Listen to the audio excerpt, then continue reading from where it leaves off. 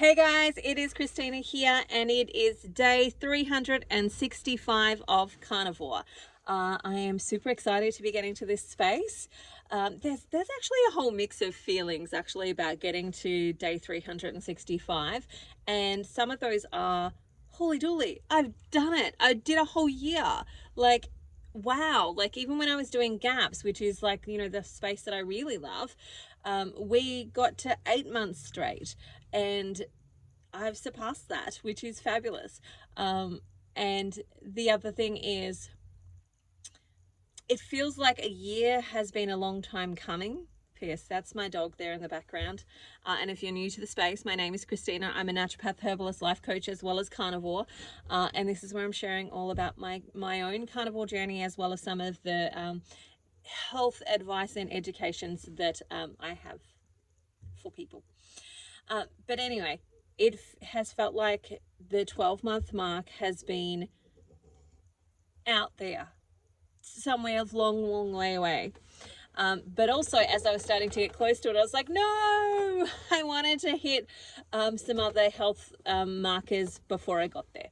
Now, I haven't hit all of the goals that I wanted to hit. One of the goals that I wanted to hit was my first century in of having lost 100 pounds, for example. I'm not quite there. I've not quite done that. But I'm celebrating anyway, and that's going to be another milestone that I get to celebrate a little bit further down the track. But I'm celebrating that I've made it to 12 months, and you know what? I'm not dead yet. For all those people that have been watching in the background that are just waiting for me to cark it, I'm not dead yet, and actually I'm quite the opposite of not dead yet. I am thoroughly alive, and I have lost more and more centimeters and more inches and more kilos as I have continued, along with resolving things like my diabetes. So that brings me to where it started.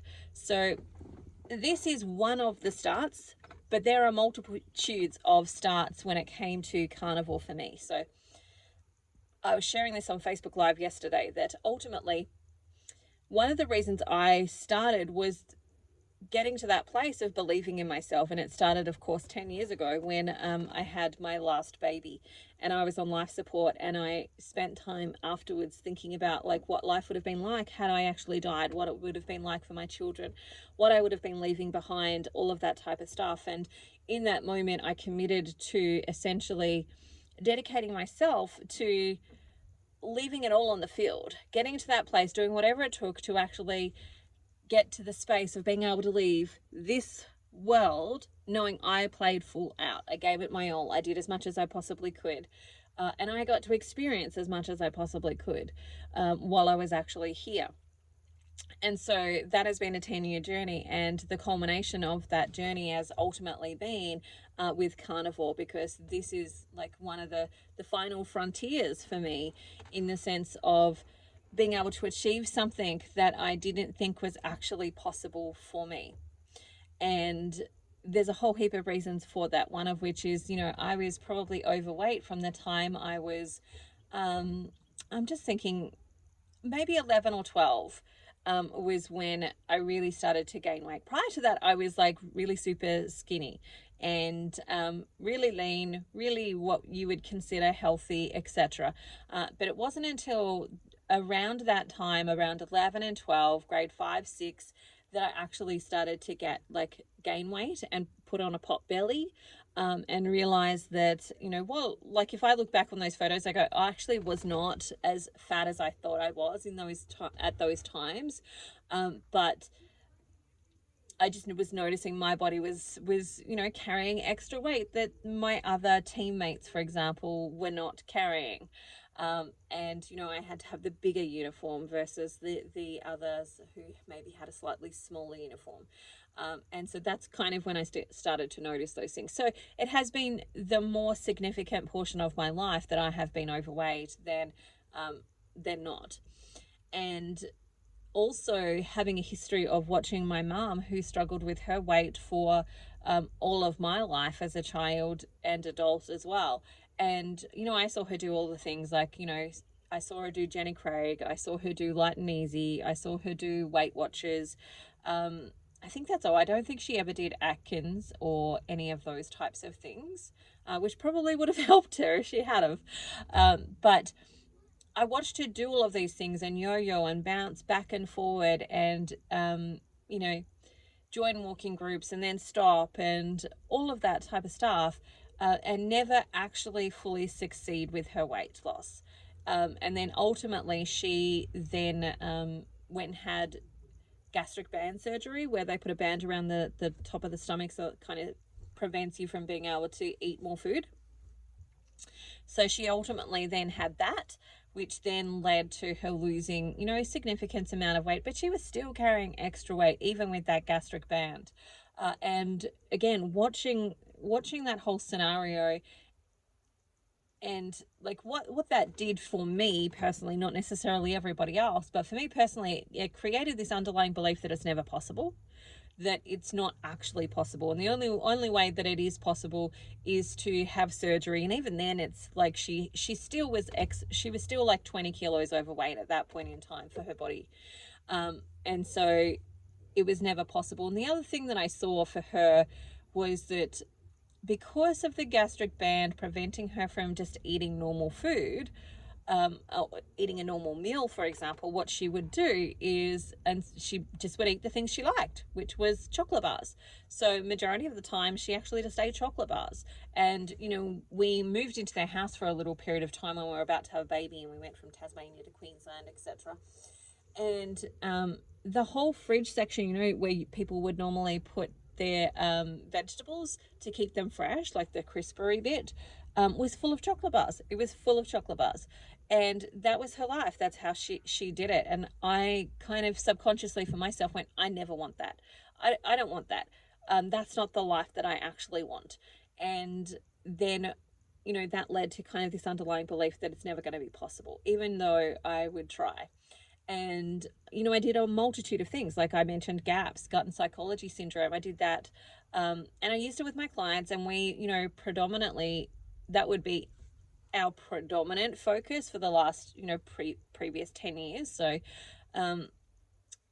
we did 8 months straight, and then I fell pregnant with my trauma baby and pregnancy, and then that was really hard to do because like there's a lot of cooking in GAPS, and being the only person that really knew how to cook, like my husband's amazing but he can burn water, it meant that we just got what we could catch and what was simple and what was easy and what I could order in a Coles order, for example, and get delivered. And so that kind of put a stop to that, but we then basically hung out in that space. So while we weren't strict GAPS, probably 70-80% of our diet was mostly GAPS. And that gave me a really good boost in regards to my health. Like that was the first time that I really started to lose significant amounts of weight. So I'd lost about 20 kilos in that 8 months. And then after my Chella's birth, I did HCG. So HCG is essentially, I use the homeopathic version, which kind of helps balance your hormones a little bit. And then you eat like 500 grams, like 500 calories a day. And you can only do it for short periods of time. So I lost a significant amount of weight on that. I put that all back on, plus some, especially over a time period where we became homeless. So we were a family of 7 at the time. So sorry, 9, 7 children, nine as a whole. And we were in this beautiful house. It was almost my dream house in the sense of like if it had one more bedroom, it would have been amazing. And if it had a slightly bigger backyard where we could have had goats and things like that, then again, that would have been amazing, and that would have been my dream house. And we were renting it, and we were meant to be renting it for 5 to 10 years. Like that was our original discussion with the landlords, and they then decided to do something different because they were working away, and then they decided to come back and of course wanted to sell their house so they could buy a new house, which meant that we had about 2 months to actually move out of our house and find another one, and we couldn't find one. So we essentially moved into tents. Then there was a flood. We got flooded out of those tents. We went and stayed with my sister for a little bit. Somebody else let us stay in their house that they were about to get renovated, but they were waiting on builders. And then we finally got into a house. And during that period, I was also studying full time to finish my naturopathy qualifications.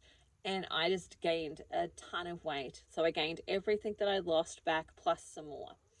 And that was really challenging. It was really hard, but it was stress related and not necessarily a lot that I could have done in regards to, like, now, if I had the knowledge that I had now I would have just gone meat. And that would have made a significant difference because it would have at least kept some of it at bay in regards to regaining weight. But there's this history there for me of like losing weight, gaining weight, losing weight, gaining weight. And that then creates that ultimate belief that it's not possible, that it's not something that I could achieve. And so when I'm sitting here, 12 months later, seeing that I can achieve it, it's a big deal. It feels like a really big deal to be able to be in this space and see the possibilities of the future. Not just because, I'm over halfway. I've done, I did not expect to get teary in this video. But it is a big deal. And that's why the emotions are coming up.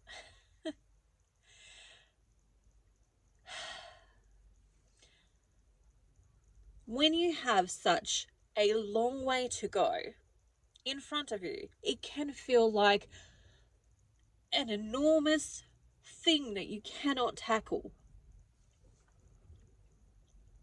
But I'm over halfway. And that's something that I keep reminding myself of, that what I'm doing right now is I'm literally rewriting my future. I'm literally rewriting my future, my prospects of what I can have, what my life can be like. I'm breaking those bonds of belief that I can never have a healthy body, that I could never be healthy and well, that I could never fit into clothes that I really like. Like, I'm not there yet, but I'm almost at that point where I could walk into any shop and I know that there's going to be something I could fit into.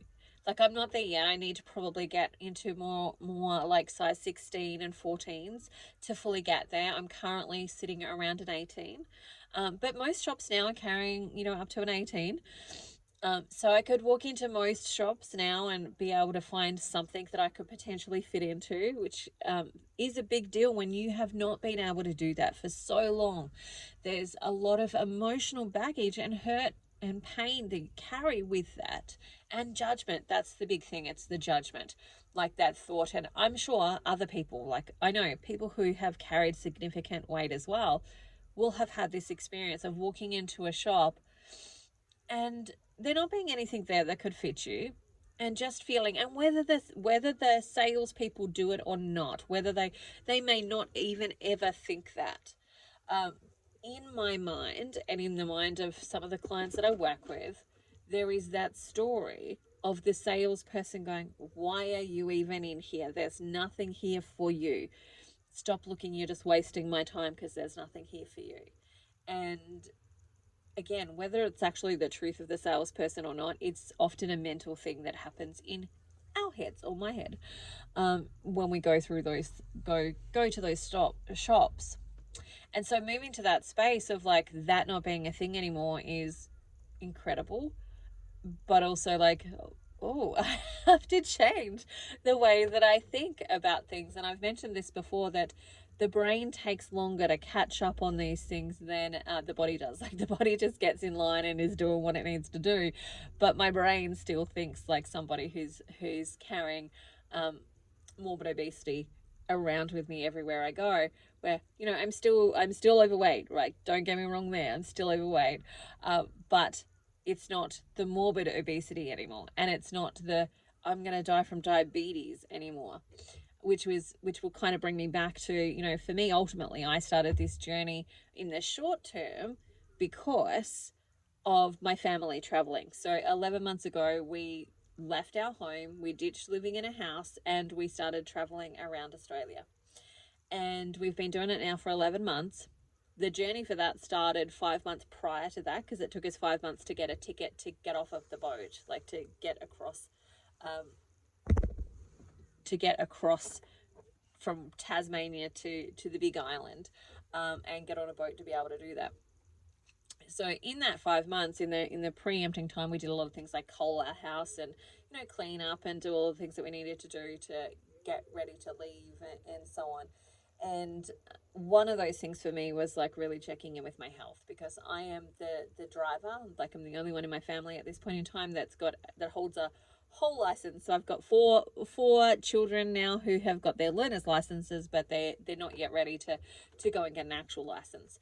And so for me, from that perspective, I'm the only one who has got that. And I'm the sole income earner, in the sense that, you know, this is my home office. If you're going to book a session online, you're likely to see me in here. You may be lucky enough to see me out in the wild where I'm under a beautiful tree or whatever, but that's less frequent depending on the weather. As to whether that actually happens. You're more predominantly going to see me in here because it's easier. I can control the environment. It's a little bit more stable, etc.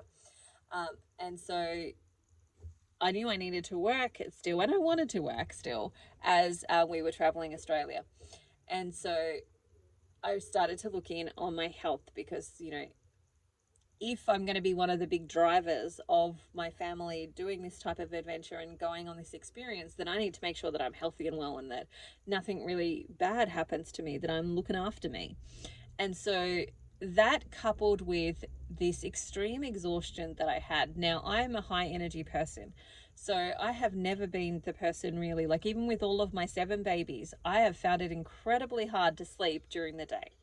I sleep at night, and if I don't sleep at night, then that's tough luck. If I'm sleeping during the day, it's because I'm literally so tired I'm passing out. And you know that I am really tired. If I've fallen asleep during the day, it's because of something significant is happening for me. And I started to have day sleeps. I was like finding myself falling asleep in the middle of the day. And that for me was my only warning sign that my blood glucose was up. There wasn't any others, in the sense that, and again, this for me comes back to having a strong constitution. So being somebody with a strong constitutional type, we are the Energizer bunnies. We are the ones that bounce around, do all the things, and continue to keep going no matter what. And that means we can be perceived by other people that nothing is wrong with us, when actually we're struggling, or we're pushing through, or we're actually often not doing so great. And it's because our lowered energy of where we're at when we're not doing so great is probably matching everybody else's normal energy when they're doing okay. And so people don't pick up on it and go, oh, there's something wrong with you, because we're still able to do the things that other people are able to do. And that for me was the only sort of sign that maybe something was going on with my blood glucose, was that I was falling asleep during the day, or I was finding it hard to wake up in the morning, again, which is not normal for me. So like for me, when my blood glucose is great, as soon as the sun's up, I'm up and I have energy and I'm ready to go and I'm into doing stuff. I'm generally not like, you know, oh, I'll just roll over and go back to sleep. Like, that's not my natural core who I am. That's who I am if I'm not well. And that's what was happening. And so I just started to check my blood glucose, and I was starting to see numbers that were actually quite scary.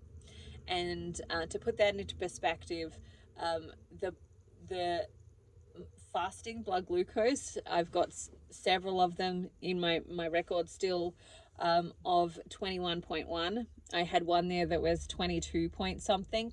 I took a photo of the 21.1, which is why I use that as my reference, because I took a photo of that one, and I took a photo for me so that I could remind myself of where I've come from and where I don't want to be, and so on. But I didn't take a photo of any of the other higher ones, which, you know, they were quite frequent, and they were certainly my fasting blood glucoses.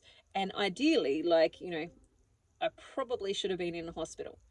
And I proactively chose not to do that. I was like, no, I'm going to figure this out and I'm going to sort it out and I'm going to do something wildly different, because I know what happens if I go to the hospital. If I go to the doctor or I go to the hospital, I know what happens. I know how this rolls. I get put on insulin, and then that becomes harder and harder to get off of. The support there is not for dietary based recommendations. They're not for ones that are actually effectively going to get me off this medication. So then I'm going to have this like either conversation with the doctor all of the time, or just do my own thing, which is probably what I would have done anyway, and risked it all anyway. And for me, I know that the likelihood is that it's probably safer for me to actually not go on that medication but make a significant change and start right now, than trying to do that dance of having insulin on board, but then if I don't eat enough carbs, then I'll have a hypo, and rather than doing that dance. I didn't want to do that. I am not recommending that to other people. I'm just saying that for me was not what I wanted to do. It also meant that if I went down that pathway of medication, that I would ultimately be undermining so many of my own core beliefs around health and around alternative ways of medicine and the power of food and all of that type of stuff. And so I went, no, I need to put my money where my mouth is, and I just need to do this. And I knew that carnivore was a way of doing that. I didn't have the term carnivore until, a little bit before I started, but I'd known it as the plant-free version of GAPS. And I knew that worked really well for me in my pregnancies, because I'd had gestational diabetes during those pregnancies. And so I knew that worked really well for me, and I wanted to continue to do that. And so I started carnivore. And within a couple of weeks, my blood glucose dramatically came down. So it came down to like a 13, which is still really high, right? Don't get me wrong, that's still really high in our finger prick testing. And then it came down to it just kept coming down. Each week it got a little bit lower and a little bit lower and a little bit lower.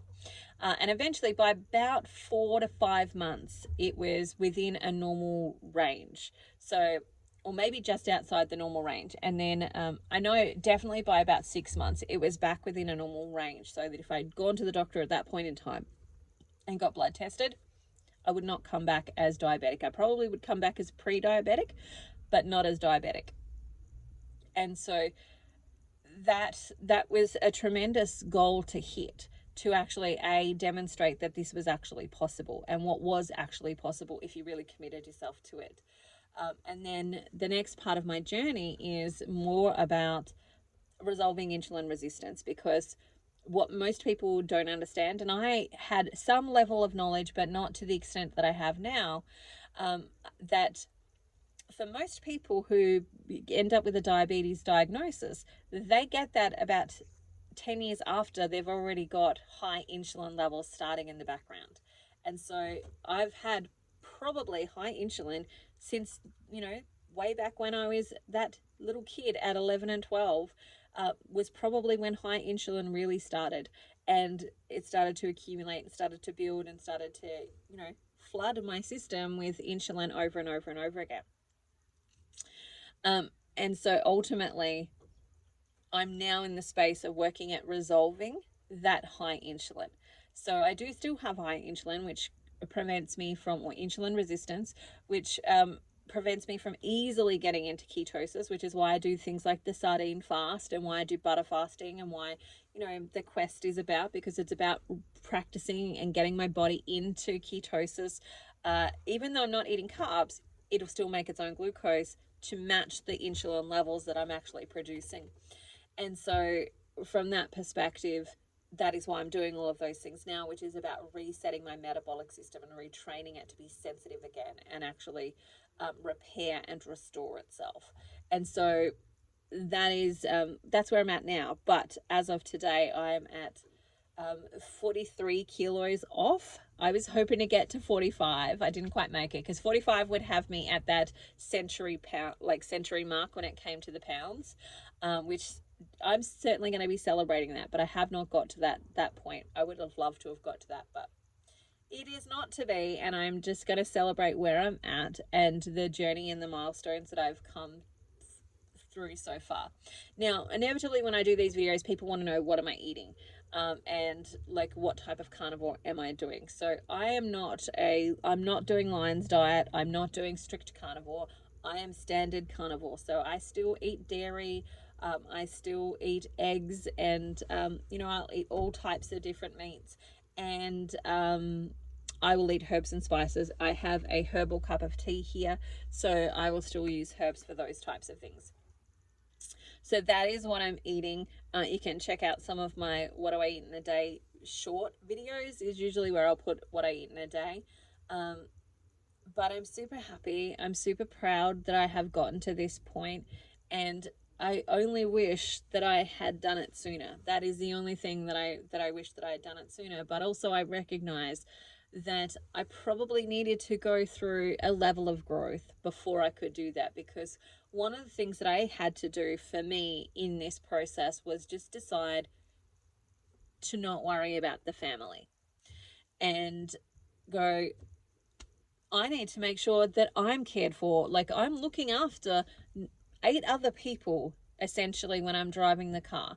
I'm making sure that 8 other people are fed and cared for and all of those things. And they all need me to be okay. They all need me to look after me. And so what I did was that for the first couple of weeks at least, I was like, I don't care about the 2-minute noodles. Eat the 2-minute noodles. Eat the cheap bread that you want to eat. Like, all of that type of stuff. Just do that. I don't care. I'm not looking.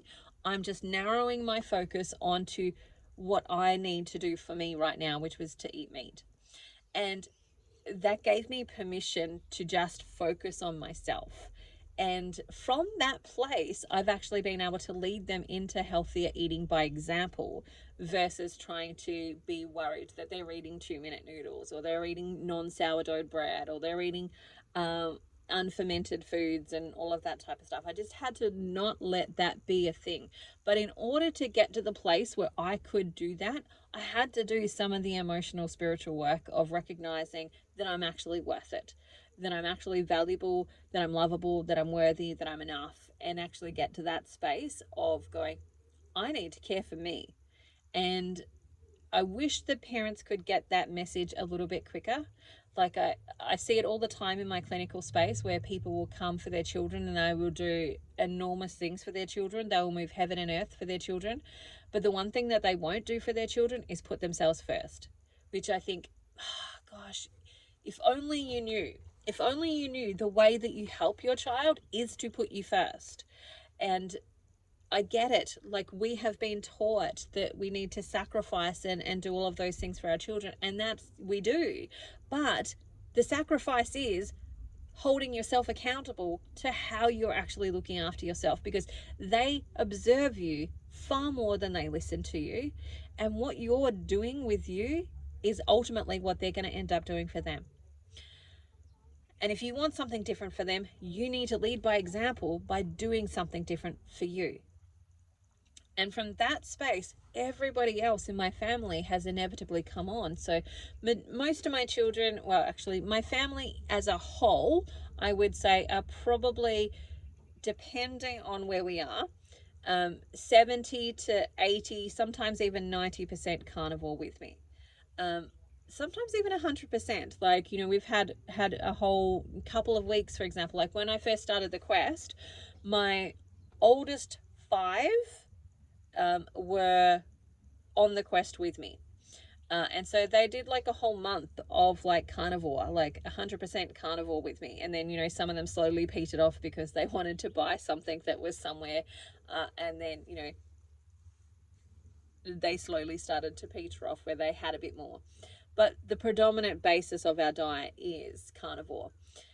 And so that will ebb and flow for them. But again, it's the example. It's the example of showing what's actually possible. And that's the other thing for me. I started off this video talking about how, I had observed my mom go through this up and down journey when it came to losing weight. And I get to be an example to my children of just the downward journey. Like, yes, there's some ebbs and flows within that, and there's some stagnation within that, especially as I've crossed that line of resolving diabetes but still needing to fix insulin resistance. There was a bit of flatlining in there, although I still lost weight, like in the sense of measurements. Like, while I didn't lose on the scales, I actually lost in measurements. And so I get to show them that it is possible.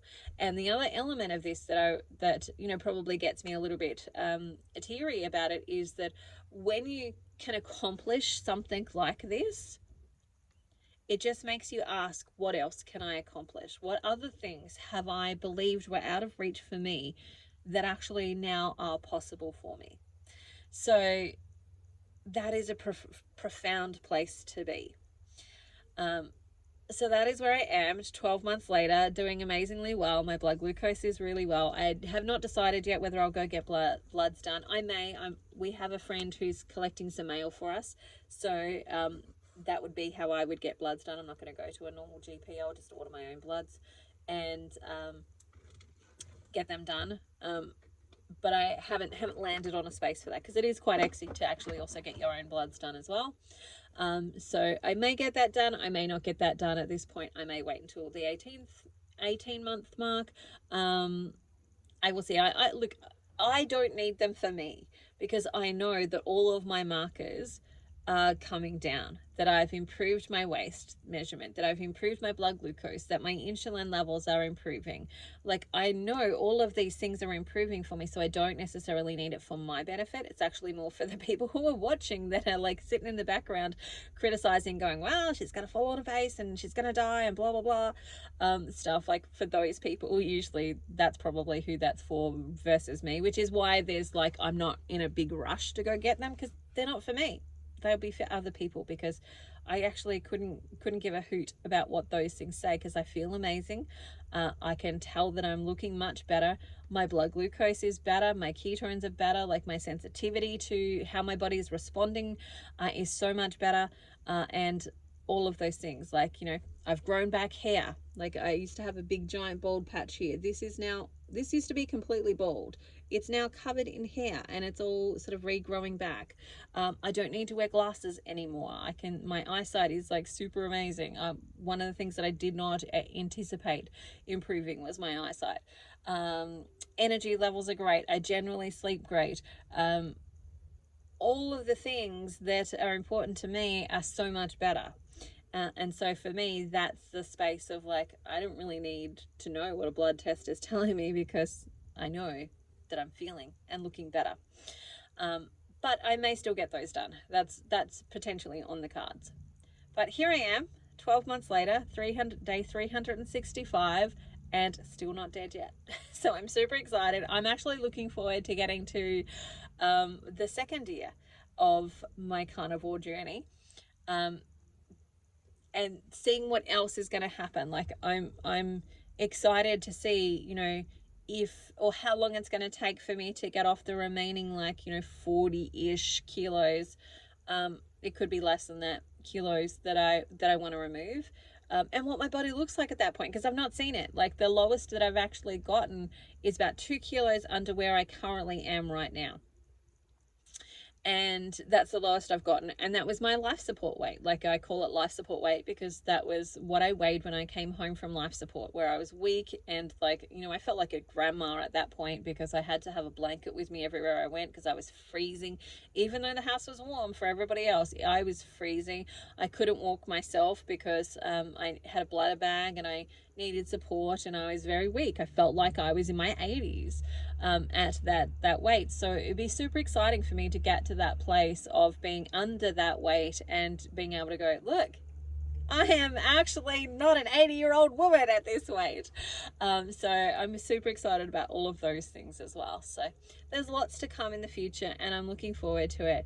And I have a really bright prospect on what that's going to look like. Now, with that all said, I want to say you are very welcome to come and join me over here on this journey. I have a support group. It's called the Carnivore Support Group. I'll pop the links below for you to come and join me. But, you know, wherever you are, whether it's that you need to start where I started, which was the mindset stuff of believing that you're worth it, that course essentially is my unlimited course. And that's starting, you know, on the 5th of September. So you're welcome to come and join me in that. If you are already on that space where you are like, yep, I know I just need to start sorting out this insulin resistance or hyperinsulinemia that I've got going on in the background, come join me on the quest. Or if you just are like, I want just some everyday support, come join me in the Carnivore Support Group. Or you're welcome to book a private consult as well and come and see me privately and do all of those things privately as well. But I want you to think about this journey. Think about it if you haven't already, or you've been pondering it. You've been watching me for a year and seeing what's actually been happening for me. Think about it. Seriously think about it, because you can achieve far more than you actually think you can. And a lot can happen in a year. Like 43 kilos, a lot. All right, that's it for me today. I hope you have the most amazing day ever, and goodbye for now. And I look forward to talking to you again in the future. See you later.